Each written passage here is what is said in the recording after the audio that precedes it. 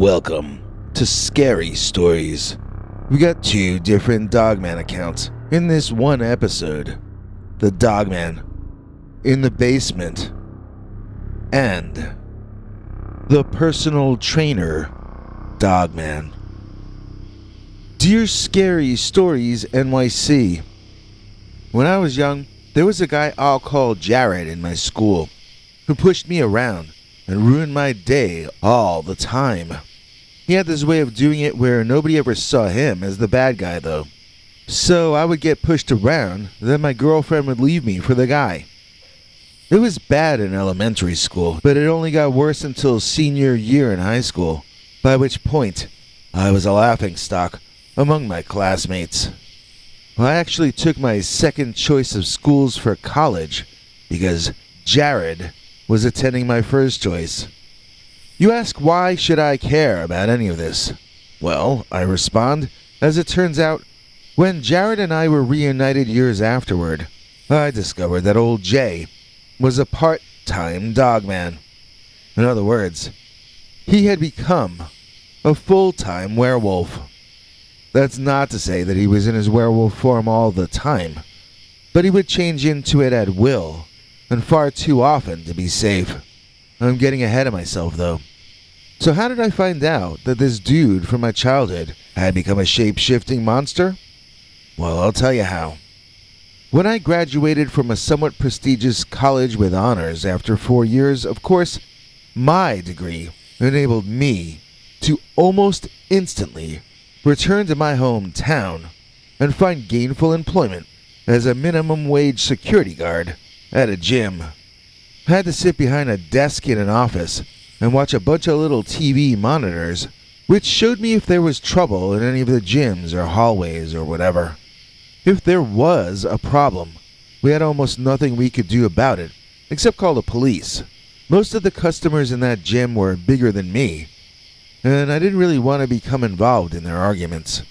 I felt bad for the overnight guy, but how much crime was there really going to be in a big gym during business hours? It wasn't the most glamorous job, but it was an easy one, and I was content. And then one night, I looked onto one of the monitors, and there was Jared. He was even larger than he had been. In fact, he was now a mass of muscle.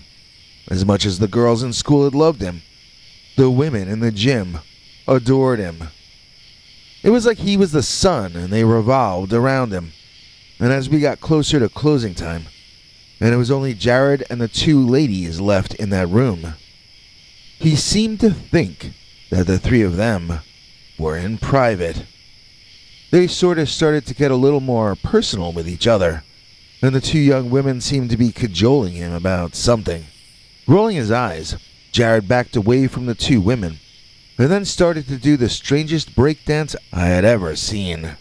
It involved a whole lot of wiggling and jiggling, but since I had no audio from that room, obviously I had no idea if he was playing around, or if he was choking or what. The women seemed to be acting excited, but I couldn't really tell if that was a good thing or a bad thing. So Jared somehow changed, in a way that I really didn't notice, until it was done, and then the women were throwing themselves at him again.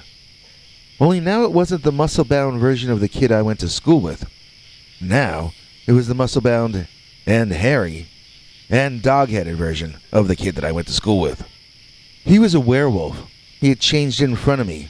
Granted, not really at a clear angle to see, but there he was. I took out my cell phone to record some of it as my supervisor came in to check on me. Recording the monitors without permission could get you fired, as this gym had some fancy clientele, and they didn't want to see their gym workout show up on the internet. I put my phone away, but I called my supervisor over to see the werewolf with the two beautiful women hanging all over him. He looked at the monitor, and he saw Jared and the ladies. Only Jared was back to being himself. He was not in his werewolf form any longer, it seemed. I couldn't explain to my boss why I had said there was a werewolf in the gym when there were actually only 3 human beings.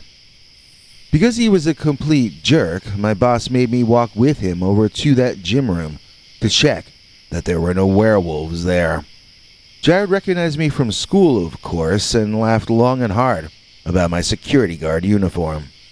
When my supervisor realized that the two of us knew each other, he went ahead and told Jared that I had accused him of being a werewolf, and he told me I was fired for slandering a paying customer. He told me to change out of my uniform, turn in my last time card, and get off the property. Of course, when I got outside, Jared was waiting for me, with some other guys, about 6 or 7. I recognized a few from school, but like Jared, they had all gotten much larger since the last time I had seen them. The men, all bigger than me, formed a semicircle, casually blocking me from going anywhere. Jared then asked out loud why I hadn't come to him if I needed a job. He pointed out 2 or 3 of the guys, telling me where they worked and what paying gig they could have gotten me if I had only asked. Several of them concurred and told me about jobs both part and full-time that they could hook me up with. None were glamorous, but they were all better than the one I had just gotten canned from. The words they were saying were so friendly, but the tone they said these things with was not. The looks in their eyes, as they offered me decent paying work, did not communicate a desire for friendship.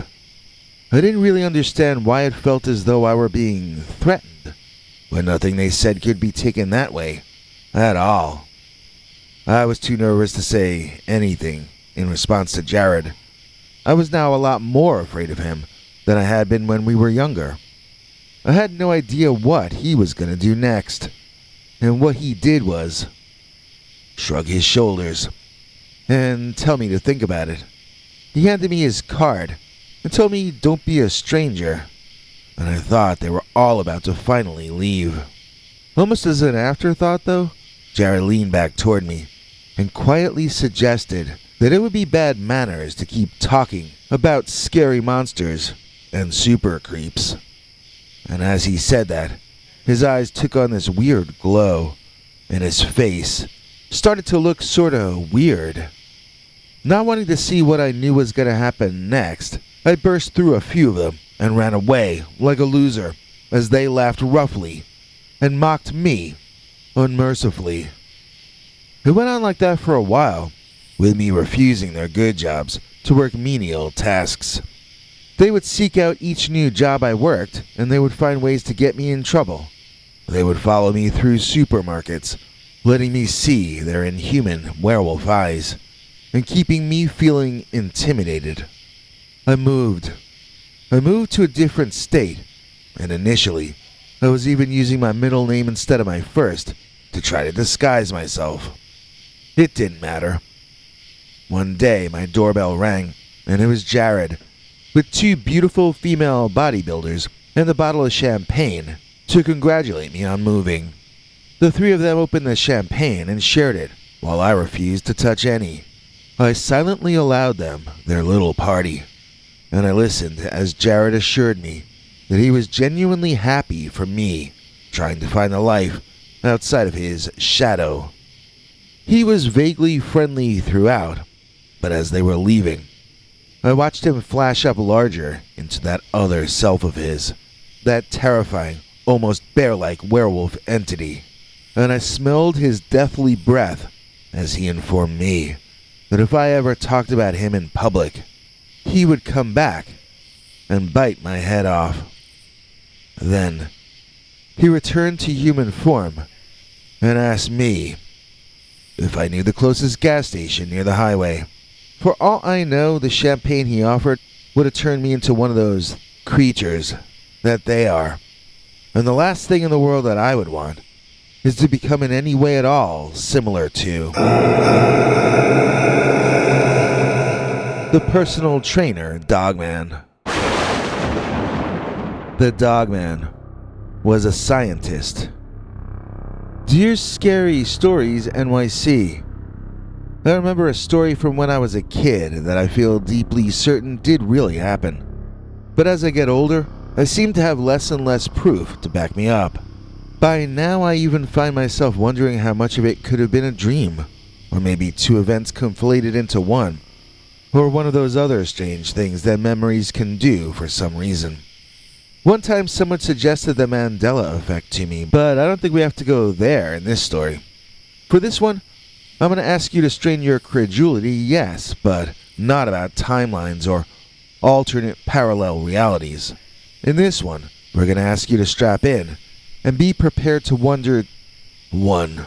Do upright walking dog-headed humanoids really exist outside of the human imagination? And 2. Could some of them, or at least this one, be as intelligent as a human scientist? That's an awful lot to ask you guys right there, but I'll do my best to make the case as I go down through this narrative. My sister used to remember this story as well, and to the best of my memory, she agreed with me on at least the basic details. I don't remember us disagreeing about this ever, and we found ways to disagree about almost everything. She's no longer with us, sadly. I don't mean she died. I just mean she no longer speaks to anybody who didn't vote the way she voted back in 2016. She also no longer acknowledges half the people who did vote her way because, well, my sister is just so much smarter than all of the rest of us. For the most part, it's a relief to be ignored by her, but I do wish I had her input on this story, so that I had someone, anyone, agreeing with me that this all really did happen. I did have one other friend who looked through that window on that hot summer and saw what my sister and I saw, which was an upright humanoid wolf-head person animal. The guy I'm talking about used to live 2 doors down from us, and he was as weirded out by all this as we were. He also is gone from my life forever, but he chose the old school method of passing away, which involved actual cessation of breathing and life signs. Poor guy. Let's call him Polly. Let's call my sister late for dinner and just leave her out of it. If she knew I was trying to tell her side, she'd probably start a lawsuit anyway. So, I do not remember what summer this was, but it had to have been between 1979 and 1984, because those were the years when Polly lived in our neighborhood on our block. We were in our earlier teens, I guess. The year this happened, it was only about a 2-week period when we could see the Wolfman there. Anytime I went back after that period, I couldn't see him inside there any longer. But there I go again, telling you the end, before you even know what that was the end of. You know, before ending the story, I might be better off beginning it, probably. So, the way it began was I was walking home from summer Bible school by myself one very sunny afternoon. I passed a house in the woods that I had passed a dozen times or more, but something about it seemed different on that day. I did a double take, then a triple take. I slowed down and stopped. What was different? The bees seemed to be buzzing louder than normal, but it had only recently bloomed into full summer. The house was getting covered by vines and surrounded by bushes, and I'd assumed it was abandoned for years. There was no vehicle parked outside of it, for one thing, and there were only dirt roads leading up to and from it for another. No wires went into or out of that place, from any poles, whether telephone or electric, and yet I was beginning to be more and more certain that someone was inside there.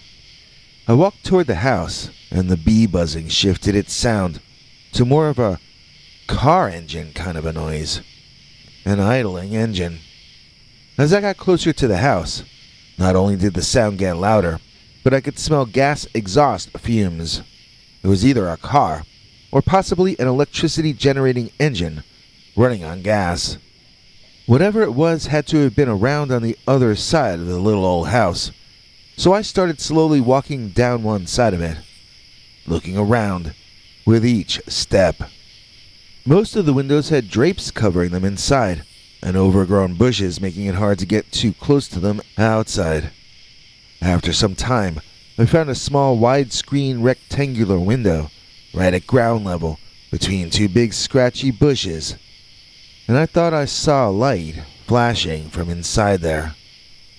Getting down on my belly and sliding up between those bushes to the window, I scattered spiders and swept away sticky webs, then tried looking into the darkness of the house's basement. Even in the shadow provided by the bushes, it was still much brighter outside than in, so it was easier to view my own reflection than to see through this glass that seemed to be dirty on both sides. Cupping my hands around my eyes and getting as close as I could, I waited to adjust to the darkness, and I stared ahead. A flash of light, and I thought I saw a figure. Another flash, and I saw that it was an adult-sized figure, working at some kind of a table. With each succeeding flash, I caught another detail I hadn't been aware of before. It was a device, or a combination of devices. He seemed to be wearing a mohair sweater. His hands and neck were also mohair, though. He was a mohair man. I was seeing flashes of a mohair man, covered in fur, working at a table with one or more occasionally flashing electric devices, for some reason, and towards some end that I couldn't even begin to guess at. So the next day I got my sister, who shall be named Never, and Polly to go with me, and we took turns crawling on our belly up to that window to look down into that basement and try to understand who or what that was in there. It was Polly who told me it was a werewolf. I laughed, but he was teared up, and he didn't see it as funny. Whenever I asked him about it after that, he was always willing to talk about what he saw, but he refused to ever go back there again. Here's what he told me he saw, and he reiterated this story to me maybe 5 or 6 times before his untimely passing. So this hairy figure was pushing his hands at some kind of a metallic object, when part of that object moved upward and began shining a light on the side opposite Polly. This was the side facing the figure, and so Polly was able to see the creature's face lit up for the first time. Needless to say, it was a frightening thing to see, and he refused to make a sound in the vicinity of the house after seeing it. We walked far enough away until Polly was convinced we weren't being overheard, but he kept glancing back at the house nervously all through the ensuing narrative. Polly was near to breaking down each time he tried to say words like werewolf and wolfman. He said it was like a werewolf, only the head was more like a real wolf's head than in a lot of movies. It looked like a man with a dog or a wolf's skull, but it was clearly manipulating some kind of machinery, and so it was not an ordinary animal. Polly told me he felt that thing was a genius, and that it was probably very scared, too. It seemed to be hiding away, and everyone hiding is scared. Polly felt he was probably a genius, he probably had enemies, and so it was probably very dangerous to be anywhere he was, even if he turned out to be a nice guy who meant well and wasn't intentionally evil. But you know, a lot of people on the run are running from something, more than to something. Polly told me he would never go back, and he suggested strongly that I steer clear of the place as well. Well, I didn't. I walked past there each afternoon that I was working as a counselor at the church for those 2 weeks, and each day I would see a little bit more. The first time I actually saw the dog face that Polly had told me about, I gasped so hard that I ended up fogging the glass up on the outside of the window. Now this was a warm summer afternoon, but the glass fogged up. Does that mean that maybe it was very cold in that basement laboratory? I don't know, but anyway I saw the thing on the table in front of him, and that was the only time I saw it. It was sort of like he was looking at a laptop screen in a way, only the screen was made up of different magnifying lenses, which moved around in front of him, and occasionally seemed lit up. I don't really know what he was doing, but his hands or paws moved on the table back and forth, like either typing, or maybe more like moving sliders up and down on an old-school 20th century music mixing board. He also weirdly reminded me of my mother, when she used to be hunched over, moving fabric ahead into her sewing machine. So was he typing? Was he sewing? Why were those strange glasses in front of him in that darkened basement? Well, when the summer Bible school ended, the creatures seemed to move on as well.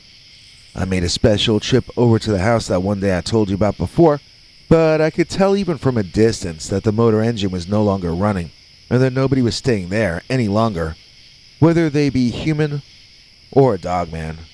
You know, one thing I never considered as a kid was that dogs and cats might see better in the dark than we do. Maybe that's why he did his experiments in such dim lighting? Or did he just hope that none of the rest of us would realize that?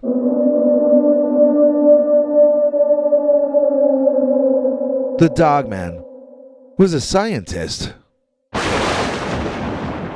A special thanks from all of us here to all of you who really helped us out a lot in November. It was our best month since the beginning of the year, and I mean that in nearly every way.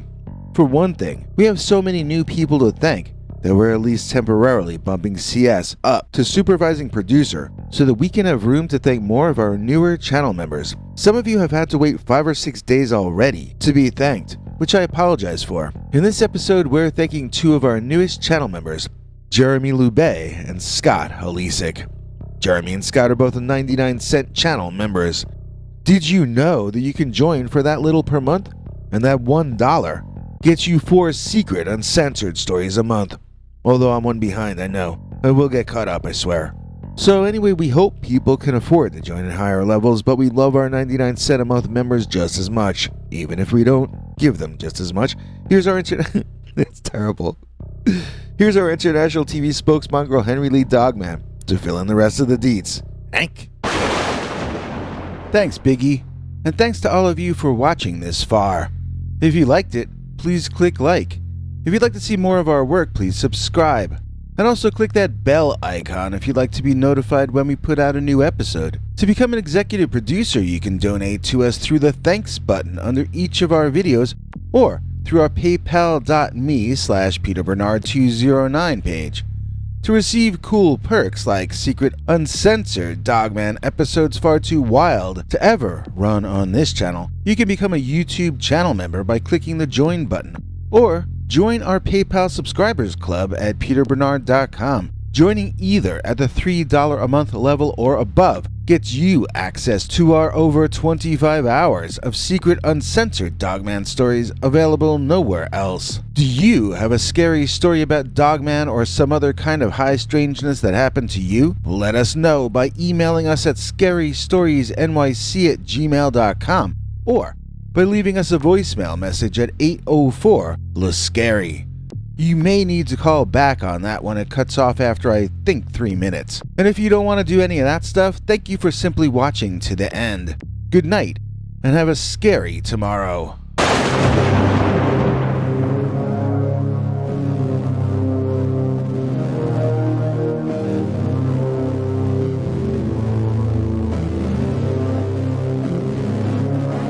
Come back for more scary stories.